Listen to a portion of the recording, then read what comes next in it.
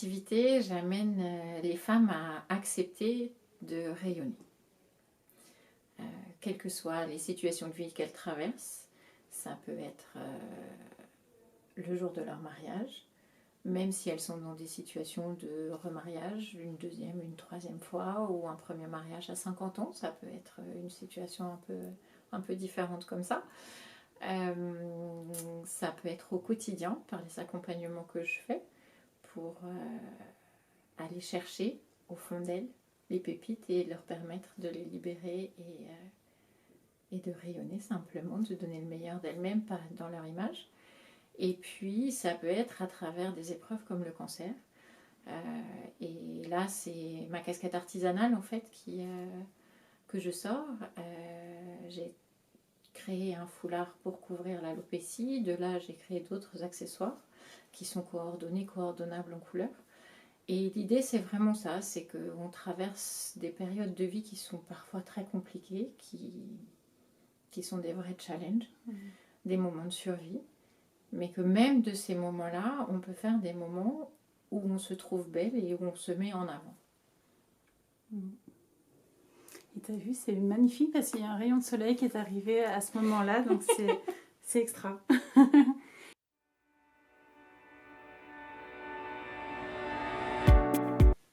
Alors, l'idée de mon activité aujourd'hui, c'est vraiment une évolution de qui je suis et de ce que je suis depuis que je suis née pratiquement.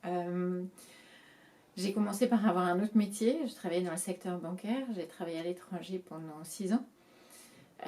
Et puis, au retour en France, j'ai pas trouvé mieux, plus juste, pas plus ma place. Et j'ai décidé de me reconvertir dans ma passion à l'époque, qui était la couture. J'avais déjà fait ma robe de mariée, une robe de mariée pour une de mes cousines. Enfin voilà, il y a eu des petites pistes de départ, de dire tiens, tu pourrais faire autre chose. Et en fait, je ne me suis pas plus plu dans ce métier artisanal. C'était tout aussi mal approprié pour moi. Je pense que j'avais besoin des deux casquettes, une casquette analytique, une casquette artisanale. Et au fur et à mesure, en fait, j'ai accepté d'utiliser mes échecs dans cette pratique artisanale pour avancer et affiner mon projet au plus juste et de mieux en mieux. Ça fait 12 ans maintenant que j'ai changé de métier. Et ça fait 4 ans que j'ai accepté de transformer. Finalement, donc pendant 8 ans, tu as tâtonné. Ouais. Tu as hésité. Alors, j'ai commencé par pas hésiter du tout.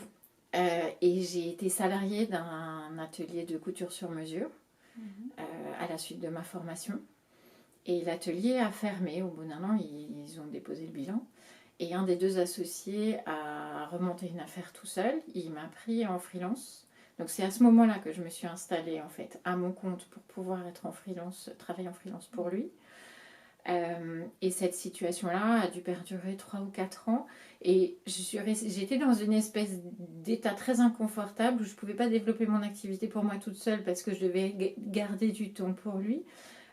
Sachant que sur la couture sur mesure, on travaille beaucoup au moment des mariages avec la saisonnalité des mariages. Donc je devais être super disponible de février-mars jusqu'à fin juillet, début août. Ce qui fait que moi, je ne pouvais pas développer mon activité sur cette même temporalité. Mais de septembre à février, il n'y avait pas de clientes. Enfin, donc il y a eu cette espèce de moment confortable parce que j'avais quand même des revenus, des rentrées d'argent, une main qui se formait. Et en même temps très inconfortable parce que j'étais complètement dépendante de lui, de ce créateur, sans aucune sécurité. Et du jour où j'ai voulu renégocier mon contrat avec lui, en fait, il m'a dit bon, bah, voilà, on arrête. Je pense que lui, ça correspondait à un moment où il voulait faire évoluer son atelier aussi. Donc voilà, ça s'est arrêté. Et du jour au lendemain, je me suis retrouvée avec une main faite et rien. Pas de clientèle, pas de local, parce que je travaillais de chez moi. Et tout était à réinventer, enfin à inventer pour moi. J'ai d'abord lancé une activité juste de couture sur mesure, mais sans être foncièrement persuadée que ma place était là. Qu'est-ce qui faisait que j'apportais quelque chose de différent par rapport à un autre créateur de robes de mariée? Je ne voyais pas. Je savais faire des robes, mais il y a plein de gens qui savent faire des robes. J'ai compris au bout de peut-être 2 ans, 3 ans, que j'avais une vraie valeur ajoutée sur les mariages différents, justement. Les remariages ou des mariages un peu plus tard. Parce que justement, ça m'intéresse d'aller creuser l'histoire de la femme que j'ai en face de moi, l'histoire du couple, et d'apporter une solution avec 20 pistes de départ pour condenser ça en une robe et avec tout ce qu'on ramène aussi en plus dans la journée, parce que avec mes clientes, je parle aussi bien de la robe que des chaussures, que de la coiffure, que des fleurs, que du tiens, votre mari, comment il va s'habiller, vous êtes sûr? On fait une concordance entre la tenue du mari et la tenue de la mariée. Un mariage, c'est une synergie de plein de choses. Et moi, ce que j'adore, c'est d'aller prendre tous les points de départ de cette journée de mariage et de faire en sorte que les synergies fonctionnent. Voilà. Donc ça a été un premier point de départ qui m'a déjà fait sortir du champ de la robe de mariée traditionnelle. Et puis là-dessus, j'ai eu des demandes de mamans de mariée. Et en fait, ce qui m'a intéressée, c'était pas de leur créer une robe, mais d'aller dans leur garde-robe en disant vous pourriez allier cette robe-là avec cette veste-là, même si vous les avez déjà portées, on peut faire 3 modifications, ça fait une nouvelle tenue, et on n'est pas sur un budget de création de sur-mesure. Parce que très souvent, on m'a aussi challengé sur le prix, en me disant vous êtes cher, mais une création sur mesure, c'est 60 heures de travail, voilà, ça vaut 60 heures de travail. Donc oui, on ne peut pas être bon marché, on ne peut pas faire concurrence à Zara, c'est impossible, ou à H&M pour ne pas citer qu'un, et encore même d'autres marques plus haut de gamme comme Max Mara, on ne peut pas faire concurrence, c'est pas possible. Donc, il faut apporter autre chose à ses clients que juste un vêtement, parce qu'aujourd'hui, juste un vêtement, ça se trouve trop facilement. Et c'est de ces expériences, en fait, d'aller fouiller un peu dans la garde-robe de mes clientes en leur disant on pourrait modifier 3 trucs et que j'ai créé mes accompagnements. Parce que je trouvais hyper intéressant d'aller voir ce qu'elles avaient dans leur placard, pourquoi elles en avaient autant et qu'elles voulaient encore s'acheter ou se faire un vêtement. L'idée étant toujours de se démarquer, mais je pense qu'on peut tout à fait se démarquer avec ce qu'on a déjà, encore une fois, en modifiant les alliances, en modifiant une coupe, enfin, c'est assez simple. J'ai toujours été frappée par mon impression, et celle que je partage avec énormément de femmes, d'ouvrir mon placard et de me dire j'ai rien à me mettre alors que mon placard est plein et déborde.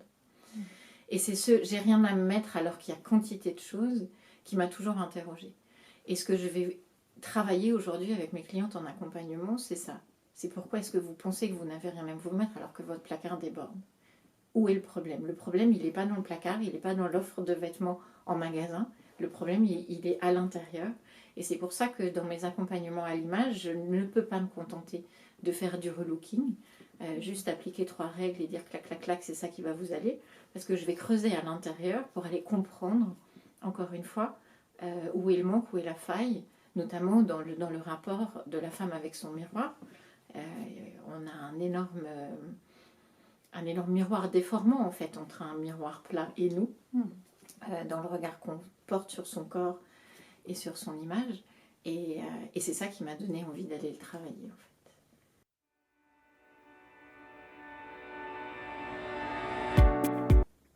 Alors, c'est vraiment un cheminement personnel qui m'a décidé à aller sur l'accompagnement à l'image et sortir de la création artisanale pure. Toute cette mise en chemin, elle était en fait un miroir de ce que je vivais personnellement. Pour moi, il est bien évident qu'on ne peut pas avoir un métier purement intellectuel derrière un ordinateur et devenir créateur de vêtements uniques sur mesure sans aller creuser à l'intérieur et sans aller comprendre pourquoi cette créativité a été bridée auparavant. Donc j'ai eu un cheminement thérapeutique que j'ai commencé à la naissance de ma fille, donc mon 2e enfant, parce que je voyais que dans mon rapport de maman à mes enfants, il y avait des trucs qui grinçaient, des choses que je mettais en place qui faisait miroir avec ce que j'avais vécu avec mes parents sans doute et qui m'avait pas beaucoup plu, donc j'ai voulu aller chercher ça. Et puis quand notre fils aîné a eu 6 ou 7 ans, s'est posé la question de lui faire sauter une classe parce qu'il allait un peu vite en classe et qu'il s'ennuyait et qu'il mettait le bazar. Et... Donc j'ai lu sur la question.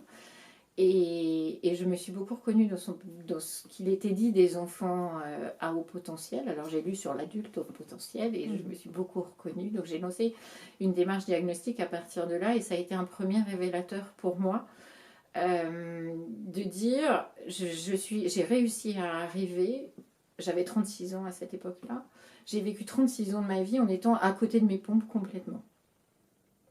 Je ne dois pas être la seule. Et ça avait chez moi un effet, une répercussion évidente sur l'estime que je me portais et sur l'image que j'avais de moi. Et je pense qu'à partir de là, il y a des choses qui se sont déjà stabilisées chez moi. En continuant à creuser le sujet, notamment de l'hypersensibilité sensorielle, qui est dite très en lien avec l'adouance, j'ai fini par tomber par hasard un jour sur une interview de Julie Dachaise, qui est l'auteur d'une BD autour du syndrome d'Asperger. Et en fait, son interview a été, encore une fois, un miroir très fort de ce que j'ai vécu, parce qu'elle parlait des difficultés relationnelles à l'école, elle a fait une école de commerce comme moi, elle a travaillé dans un secteur professionnel qui ne lui allait pas du tout comme moi. Enfin, voilà, ça a été très en miroir de ce que j'ai vécu. Et j'ai reçu une confirmation du fait que j'étais porteuse du syndrome d'Asperger à 41 ans. Et ça a été pour moi vraiment le formidable déclencheur de dire bah oui, on peut passer la moitié de sa vie à être complètement à côté de ses pompes, à essayer d'être dans la norme de ce que la société attend de nous, en arrivant très bien à y répondre, parce qu'on est des formidables caméléons, et en même temps en étant complètement, en se sentant complètement creux et vide à l'intérieur. Et je crois qu'aujourd'hui, ce qui m'importe, c'est d'aller à la rencontre de ces femmes qui se sentent pas bien, qui sentent un réel décalage entre qui elles sont à l'intérieur et ce qu'elles projettent à l'extérieur, et de les aider à comprendre.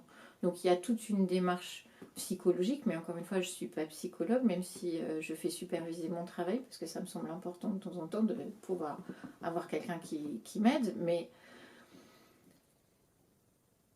j'utilise mes compétences techniques au service de leur corps en disant ben voilà, vous avez une longueur d'épaule qui est différente de la norme. Si je reprends mon exemple à moi, j'ai une longueur d'épaule qui correspond à une taille 46 et j'ai un tour de taille qui fait un 40 et j'ai un tour de hanche qui fait un 42. Donc si je veux acheter une robe qui a des manches, c'est juste impossible en prêt-à-porter. Ça ne pourra pas fonctionner. Et je trouve ça hyper intéressant d'arriver à décrypter pour mes clientes par rapport aux mesures de votre corps, par rapport aux standards du prêt-à-porter. Voilà ce qui est en décalage et voilà pourquoi un chemisier va toujours tirer pour vous ici, voilà pourquoi une jupe n'ira jamais, voilà pourquoi ça va toujours remonter, voilà pourquoi un pantalon n'ira pas au niveau de la jambe parce que votre genou est mal placé au niveau du pantalon. Donc en fait j'allie les deux, ce côté cheminement personnel qui m'a obligée à aller creuser et à aller comprendre, et comme je suis curieuse de nature, je lis plein de bouquins sur le sujet, donc j'ai nourri ça avec ma compétence technique, et les deux alliés font que j'ai cette offre différente d'accompagnement à l'image qui me permet aussi de gérer les hypersensibilités ou les hypersensorialités, parce que il y a énormément de femmes, d'hommes et de femmes qui ne savent pas qu'ils ont des hypersensibilités sensorielles, alors que c'est quelque chose qui peut vraiment amener des décharges d'énergie au quotidien. Ça va être des gens qui vont couper toutes leurs étiquettes de vêtements, par exemple. Ça va être des gens qui ne vont pas supporter un pull en laine, même si c'est de la laine douce. Il faut vraiment... Enfin, alors après, il y a des alternatives, on n'y pense pas toujours. On va se dire un pull en cachemire, c'est nécessairement cher. C'est peut-être cher. Après, il vaut peut-être mieux un pull en cachemire cher, qui va bien, qui est la bonne couleur, qui est de la bonne forme, qu'on va porter avec plaisir et dans lequel on se sent comme dans un cocon, plutôt que 3 pulls qui vont gratter, avoir un truc qui grince, un truc qui tire, pas la bonne couleur, pas le... et rester à l'affût d'un nouveau vêtement encore dans une boutique et d'être dans la dépense. Voilà, j'amène aussi ça en fait à travers mes accompagnements. Et puis du coup, c'est un véritable mieux-être dans son vêtement. C'est-à-dire que moi je vois, pourtant je porte une jupe fluide là, mais c'est pas du tout le type de textile qu'il me faut. Oui. Moi j'ai besoin d'être contenue, sinon je pars dans tous les sens. Ouais. Et d'avoir un tissu assez épais, pas trop, mais épais quand Oui. même.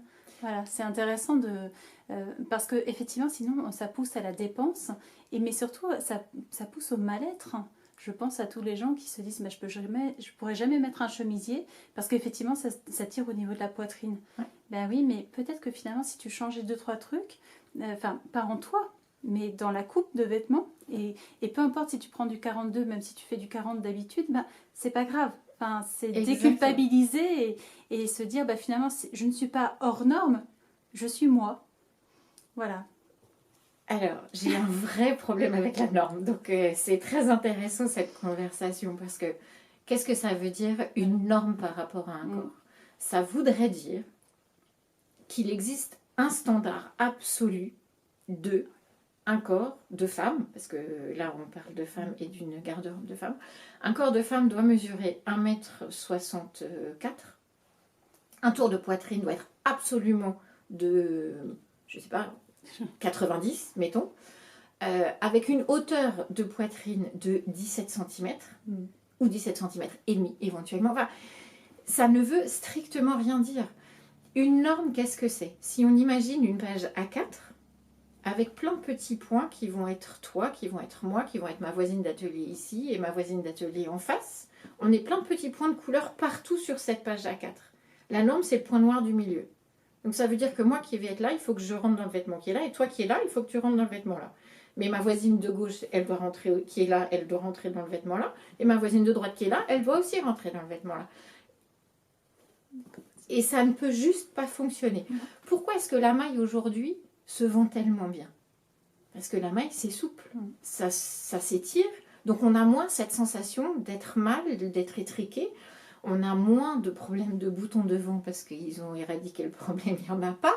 Voilà, donc l'industrie textile a trouvé des moyens de contourner avec le lycra, avec tous les t-shirts en maille qu'on a, mais c'est un moyen de contourner. Et si on veut avoir un vêtement, comme tu dis, après les questions de textile, c'est aussi une question de style. Si notre morphologie supporte un style plutôt classique, de fait, on est mis en valeur par des vêtements plus lourds, des textiles plus lourds.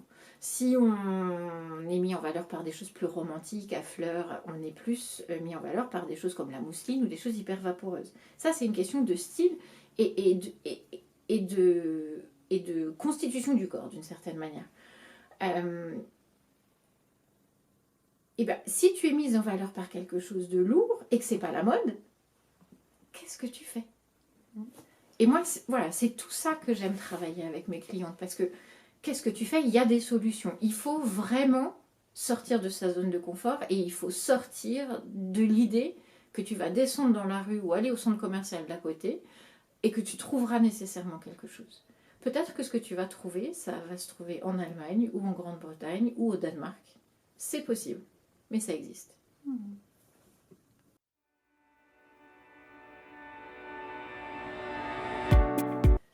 Qu'est-ce qui s'est passé en moi en faisant le projet? Il s'est passé une évolution, une transformation. Alors, est-ce que c'est le projet qui m'a tiré ou est-ce que c'est moi qui ai tiré le projet? Je pense qu'il y a les jours où c'est l'un, les jours où c'est l'autre. On est vraiment un peu comme ces roues à eau où il y avait une poignée en haut, une poignée en bas. C'est selon les jours, il y en a un qui tire l'autre.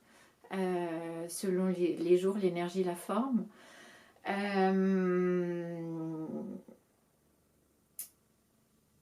Ce qu'il y a de sûr, c'est que à partir du moment où j'ai réussi moi à comprendre quel était mon mode de fonctionnement, j'ai amené mon projet dans une direction très précise. La gestion de l'hypersensibilité et du hors de la norme, c'était vraiment pas mon point de départ. Mon point de départ, c'était de dire, je vais faire un métier artisanal dans lequel je vais m'amuser. Aujourd'hui, je fais beaucoup moins d'artisanat, plus d'accompagnement. Je m'amuse parce que je crois que c'est un de mes vrais moteurs de vie, d'avoir envie de prendre du plaisir à ce que je fais. En même temps, je crois que la façon dont je fais mon métier aujourd'hui apporte une valeur ajoutée qui est à la limite entre le conseil en image et l'accompagnement thérapeutique. Je ne suis ni vraiment l'un ni vraiment l'autre. Mais j'apporte en fait mon expérience à mes clientes. Et on continue à co-cheminer et à co-créer ensemble. Et je pense que mon projet, il ne finira jamais d'évoluer parce que chaque nouvelle cliente, chaque nouvelle expérience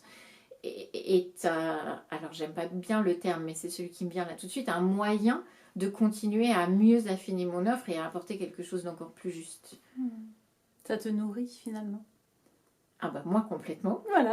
Non mais ça nourrit aussi ton projet du coup. Mon projet. Ça le fait mûrir. Et puis bah, j'espère mes clientes aussi. Parce que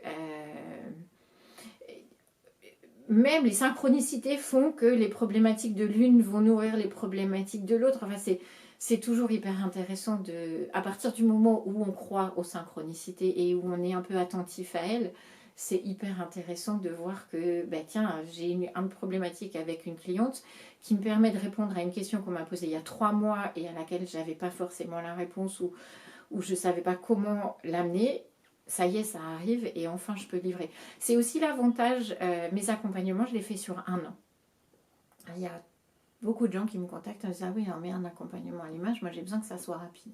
Oui, ben pas avec moi, parce que justement il y a une vraie transformation intérieure qui va s'opérer et que c'est quelque chose qu'on va faire tranquillement, doucement, absolument pas dans la violence, parce que te dire, alors la moitié de ton placard tu la mets à la poubelle, tu laisses la moitié vide et puis après bah, tu remplis comme tu... Non, je veux pas de ça. C'est vraiment, on va faire ça tranquillement au moment où tu seras prête de le faire.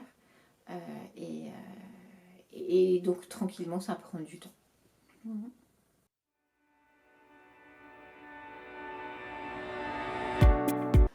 Des points de blocage qui m'ont donné envie de baisser les bras, mais il y en a eu... Il y en a eu tout le temps. Il y en a moins maintenant. Et là, comme ça, tout de suite, je ne sais pas bien dire quel a été le déclencheur encore. Peut-être que ça viendra pendant notre conversation. Mais oui, évidemment. D'abord,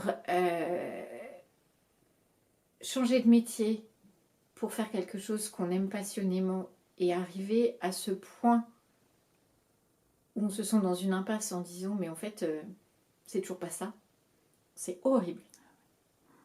Moi j'ai vraiment détesté ce passage là parce que j'ai quand même envoyé balader, alors sans dire une carrière, mais enfin voilà, quelque chose qui avait du sens en face avec les études supérieures que j'avais faites, un salaire en ligne avec ça, donc un confort de vie personnel et voilà, que j'ai envoyé promener pour, au bout de 5 ou 6 ans, dire ah ouais, mais c'est toujours pas ça. Très très inconfortable. Et très inconfortable aussi dans un couple. Hein. Voilà. Ça pose beaucoup de questions.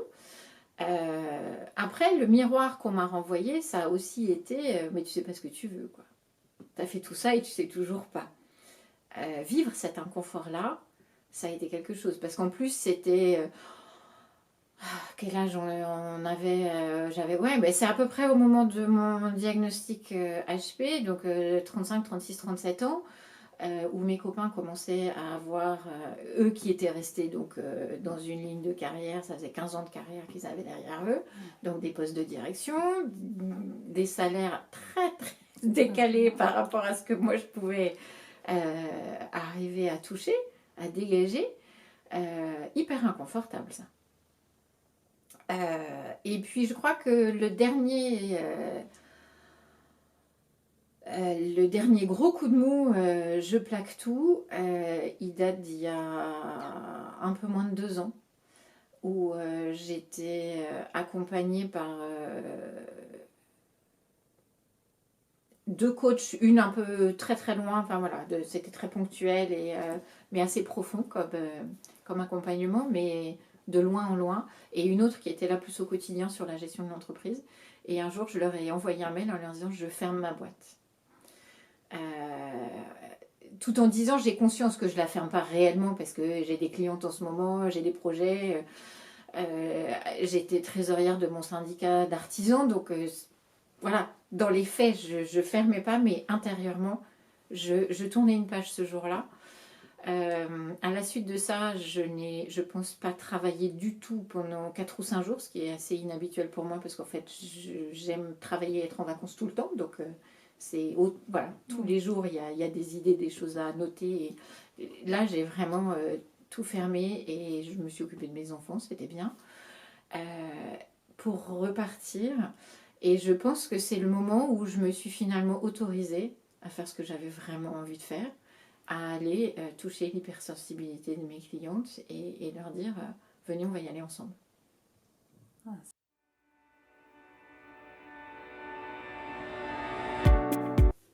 Qu'est-ce qui fait que j'ai continué malgré tout? C'est que j'ai toujours été persuadée qu'il y avait autre chose à vivre. Je crois que dans mon parcours de vie, de par ma différence, mes hypersensibilités, enfin, c'est ce que j'ai pointé du doigt en tout cas, hein, j'ai dû faire ma première dépression quand j'avais 8 ou 9 ans, qui n'a pas été prise en charge parce que c'était pas un sujet en fait à ce moment-là. Et je me suis pour autant jamais effondrée au point de jamais repartir. J'ai fait un burn-out quand j'étais en Irlande. Encore une fois, je me suis effondrée et je me suis dit mais il y a autre chose à attendre de la vie.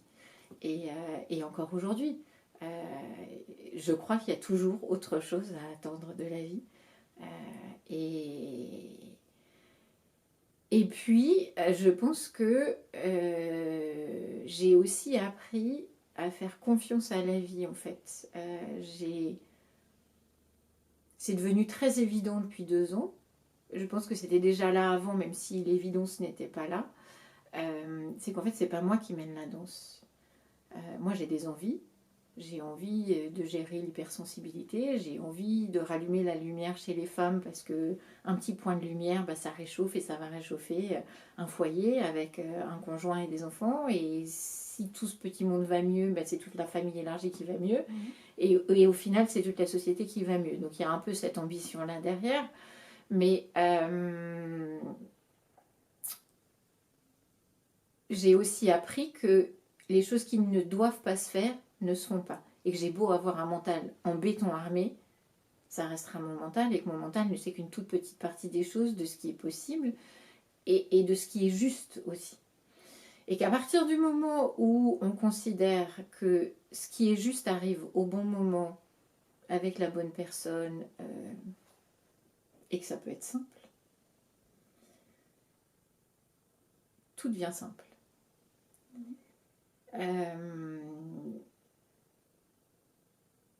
J'ai continué, je pense, parce qu'au fond de moi, je savais qu'il y avait ça.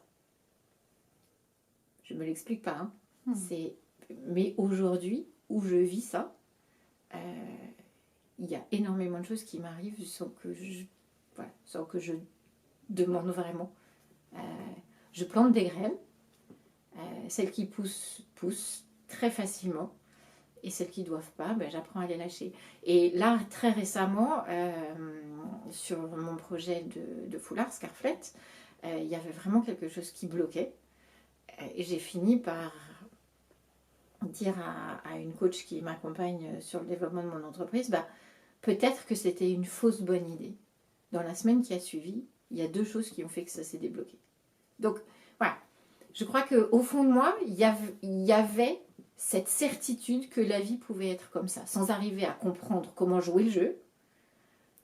Et aujourd'hui, j'ai appris que jouer le jeu, c'est lâcher prise. C'est lâcher son mental, c'est accepter, encore une fois, que le mental, c'est une toute petite partie des choses. Et avec mes particularités d'être, ça a été vraiment très compliqué parce que enfant, j'avais besoin d'un cadre hyper structuré, d'horaires toujours réguliers. Donc, dès qu'il y avait quelque chose qui bougeait, c'était la panique intégrale. Il m'a fallu presque 45 ans pour arriver à être souple. Mais je regrette pas d'avoir cru en ça. Finalement, c'est croire en la vie, quoi. Oui, c'est croire que la vie, ça n'est pas ce que propose la société aujourd'hui. Il y a un peu de ça aussi. Quand je vois ce qui est demandé aux enfants à l'école, de vie hyper réglée, hyper normée, à tel âge tu dois avoir telle compétence, quel que soit ton chemin de vie, quel que soit ce que tu aies vécu à côté. Quand j'entends encore dans des conseils de classe que un enfant qui est perturbateur de la classe, on ne va pas l'écouter pour entendre quel est son problème et pourquoi il se comporte comme ça, mais on va se contenter de le convoquer en lui disant « bon, ça suffit, maintenant il faudrait que tu arrêtes ». Voilà, je crois qu'il faut aller nourrir la vie, c'est ça, mais en fait, c'est pas tel qu'on la présente à l'école. La vie, c'est avoir confiance, c'est aussi laisser faire, c'est aller creuser au fond de soi pour comprendre et nourrir le fond de soi.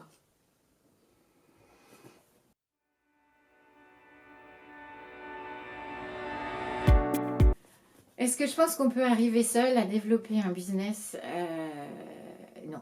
Très sincèrement, non. J'ai essayé et je me suis plantée.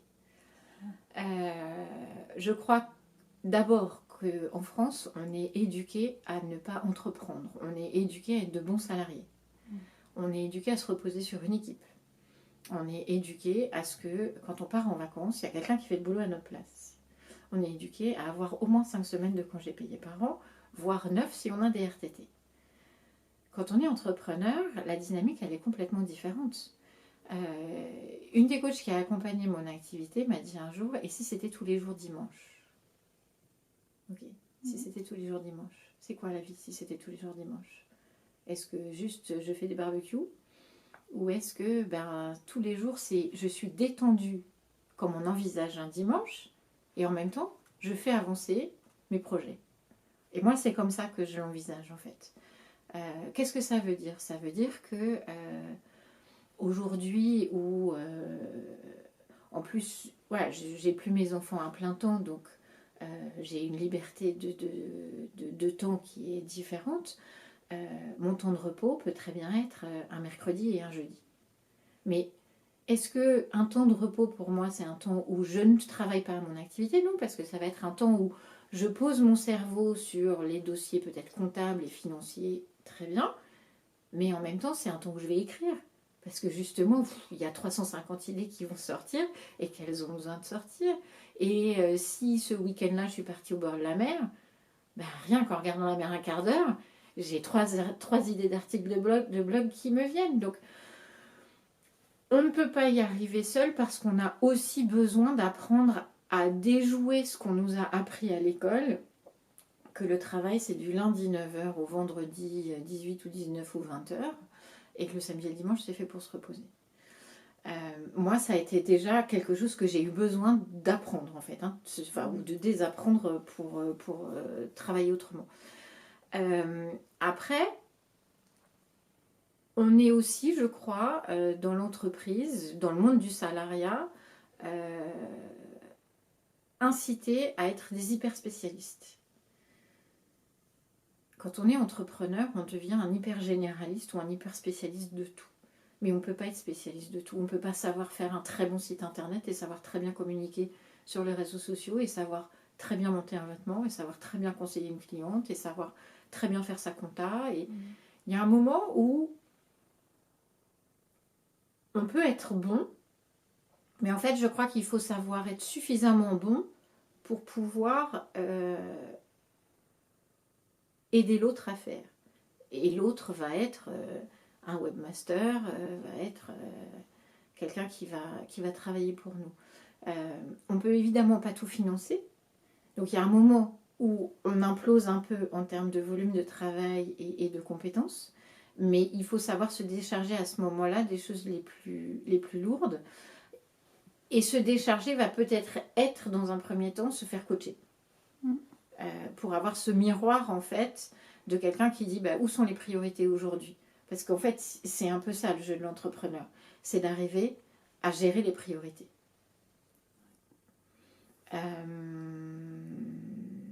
Après, ce que je crois aussi, c'est qu'il faut désapprendre une autre chose de l'école. Enfin, en tout cas, pour moi, ça a été le cas. C'est qu'à l'école, on nous invite à travailler les matières dans lesquelles on est le plus nul. Bon, t'es bon en maths, mais t'as vu, en français, t'es pas très bon. Faudrait que tu fasses un effort. Je crois pas, en fait. Ok, en français, t'es pas très bon. Mais tu vas trouver quelqu'un qui va être bon, là. Et toi, tu vas devenir excellent là où tu es déjà très bon. Et je crois que devenir un bon entrepreneur, c'est aussi ça. C'est savoir exceller là où on excelle, parce que c'est là où on va rentrer dans notre zone de génie et qu'on va avoir une vraie valeur ajoutée pour les autres. Et savoir déléguer là où ça pêche. Là où c'est plus difficile. Ça ne veut pas dire qu'il faut s'en désintéresser, parce qu'il faut savoir piloter. Il faut savoir pouvoir dire à son comptable, si on n'aime pas les chiffres, ah bah non, mais je ne comprends pas pourquoi là, aller questionner et pouvoir comprendre. Pour autant, est-ce qu'on a besoin de savoir enregistrer toutes ces pièces comptables dans un système comptable quand on est entrepreneur? Pas nécessairement. Voilà. Donc, tout seul, je n'y crois pas. Je crois qu'on se brûle les ailes. Je crois qu'on perd énormément d'énergie, qu'on perd beaucoup de motivation, qu'on peut perdre du sens. Après, je pense que chacun doit trouver sa juste réponse. Celle qui est bonne pour moi ne sera pas la même que pour toi, ni celle que de nos voisins.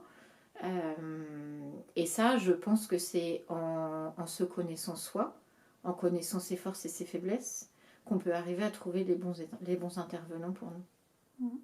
Tout à fait.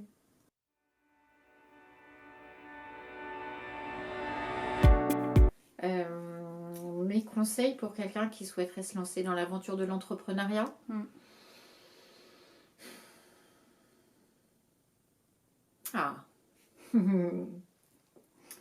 Il y en a peu ou il y en a plein, je ne sais pas. D'abord, c'est accepter de se faire confiance. Je crois qu'il y a vraiment quelque chose comme ça. Parce que il va y avoir énormément de gens autour pour dire que c'est dangereux, que ça va faire mal, que ça va piquer, que potentiellement ça va rater. Et qu'il faut avoir suffisamment confiance dans son projet, et donc en soi, parce que sans nous, il n'y a pas de projet, pour savoir ne pas écouter, savoir écouter quand ça fait du sens, parce qu'il y a aussi des gens qui sont de vrais donneurs d'alerte, et ceux-là, il faut savoir les écouter, mais il faut savoir faire le tri. Il faut savoir faire le tri des peurs des autres, parce que très souvent, c'est la peur de l'autre qui nous est renvoyée dans des bons conseils comme ça. Donc il faut savoir dire, oui, là, ça, c'est sa peur, est-ce qu'elle est justifiée, est-ce qu'elle n'est pas justifiée, est-ce qu'elle rentre dans mon projet ou pas. Donc savoir se faire confiance. Et puis, savoir s'entourer des bonnes personnes. Alors se faire coacher ou avoir un mentor, idéalement un mentor, on n'en rencontre pas forcément facilement, donc au moins savoir se faire coacher. Il y a évidemment une question d'argent derrière. C'est partir avec zéro, on est vite dans le rouge, donc comment on évite cette situation-là, comment on vit, comment on mange, comment on continue à rêver.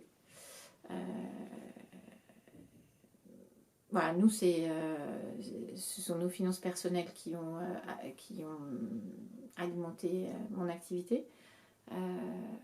Il faut pouvoir le faire. Tout le monde n'en a pas les moyens, donc trouver les bons interlocuteurs, trouver des partenaires de confiance aussi, ça me semble hyper essentiel. Un banquier de confiance, un banquier qu'on peut aller voir en disant, ben voilà, effectivement, en ce moment, c'est raide, vous voyez bien que sur mon compte, je flirte avec le rouge, mais j'y suis pas encore. Lui expliquer ses projets et le mettre dans sa poche. Mais le mettre dans sa poche pas en lui vendant des salades, juste lui dire, ben voilà, mon projet, où il en est, effectivement, vous, d'une manière chiffrée, vous voyez des alarmes qui se déclenchent, voilà où je vais, voilà les derniers contacts que j'ai eus, voilà ce qui s'est passé, et instaurer un dialogue avec son banquier. Ça me paraît hyper important, avec son assureur aussi, pareil. Et puis, avoir toujours à côté de soi au moins une personne qui nous rebooste. Que ce soit une amie, un conjoint, un coach, n'importe quoi.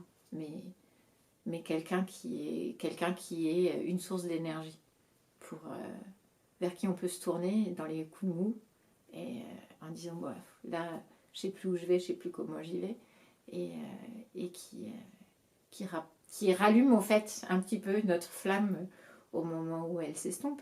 Et moi ce que je trouve génial, c'est que en général depuis que mon projet a pris une autre dimension, c'est souvent un mail qui m'arrive à un moment où je me dis oh, pourquoi, et là il m'arrive un petit truc, un mail ou quelqu'un que je croise qui me dit tiens, j'ai lu ton dernier article, ça fait plein de sens, j'adore, merci.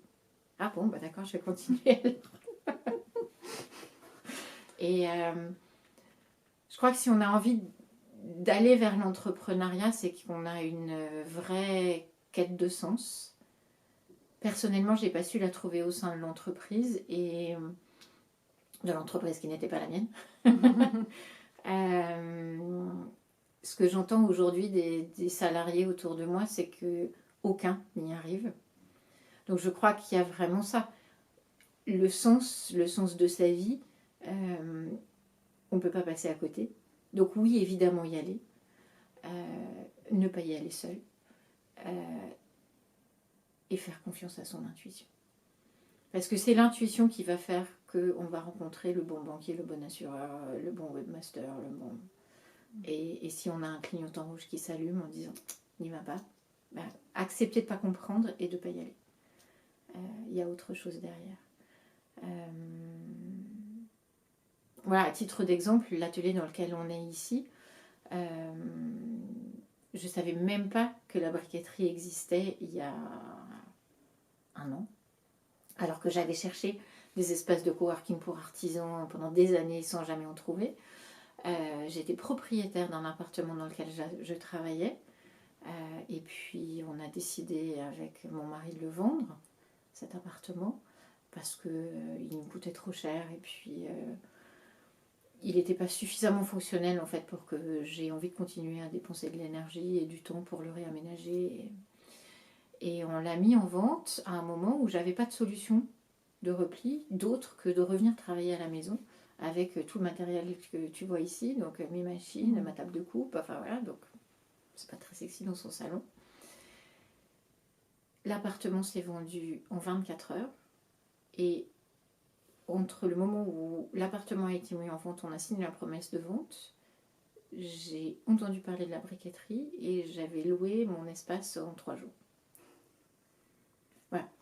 Il faut juste, au fait, accepter que ça puisse arriver en dehors de tout mental, en dehors de toute logique, en dehors de tout ce qu'on croit concevable, en fait. Sur le papier, c'est inconcevable. Et dans la vraie vie, ça arrive. Donc je crois qu'être entrepreneur, c'est rentrer dans cette posture-là et savoir que quand on a besoin de quelqu'un qui va nous tenir la main, il va finir par arriver. Ouais, il y a un peu de ça.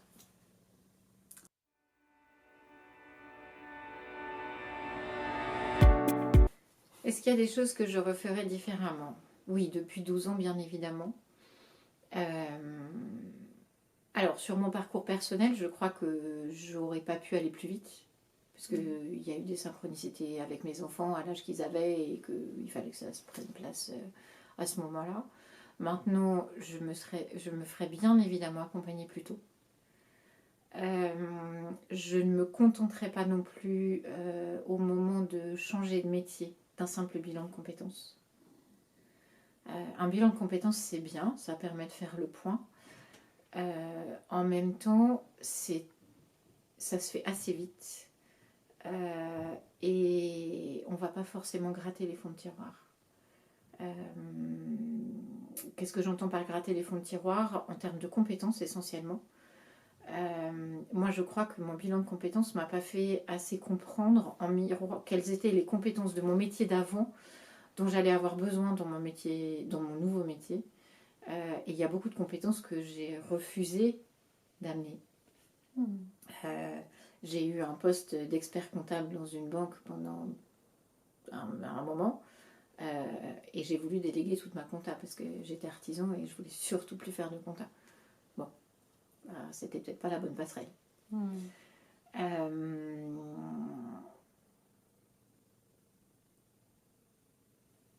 Je crois que je serais moins têtue, mais bon, il faut passer par être entêtée pour lâcher. Donc, est-ce que ça serait possible? Je ne sais pas. Non, je crois que fondamentalement, ce que je changerais, c'est de me faire accompagner sur le développement de mon activité plus tôt.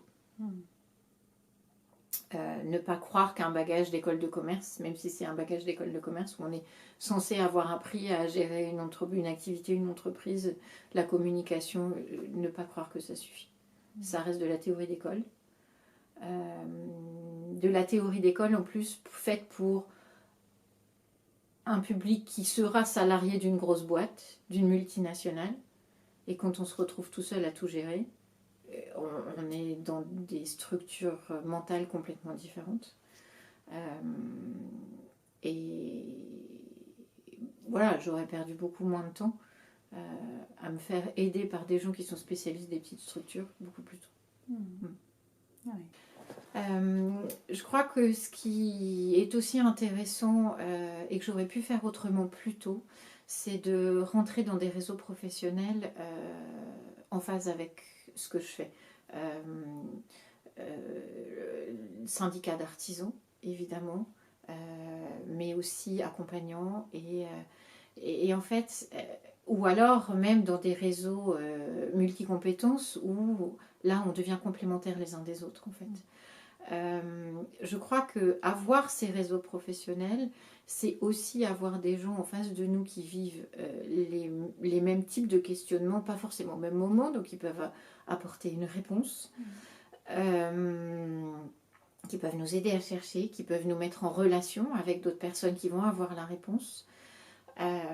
Et ça, il y a vraiment une richesse de l'échange par rapport à ça.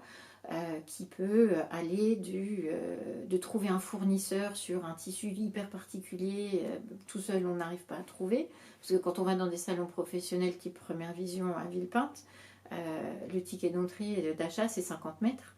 Quand on veut faire une robe bustier courte, on n'a pas besoin de ça, donc où trouver le bon fournisseur, c'est par le réseau qu'on va le trouver. Ou trouver un bon photographe, ou trouver un bon coach, ou trouver un bon comptable, ou trouver... voilà, je crois que vraiment, c'est des réseaux, et des réseaux dans lesquels on est bien. Ne pas réseauter pour le principe de réseauter. Ça me paraît aussi hyper important. Là, je parle de mon expérience. Réseauter, pour moi, c'est hyper demandeur en énergie. Et ça peut me laisser complètement à plat pour 3 jours. Donc, est-ce que le jeu en vaut la chandelle en fait? C'est vraiment mettre ça en perspective. Récemment, j'ai été invitée à un petit déjeuner business. C'était de 7h à 9h30 le matin. Je me suis posé 25 000 questions avant d'y aller. En me disant, c'est pas le format qui me convient en général, qu'est-ce que je fais? Qu'est-ce que j'ai fait? J'ai gardé la journée d'après pour venir bosser ici toute seule sur des créations. Parce que je sais que ça ne me demandait pas d'énergie particulière et que c'était ok. Voilà, apprendre à gérer aussi ces moments de décharge d'énergie et ces moments de ressourcement. Ça me paraît hyper important aussi. Ouais.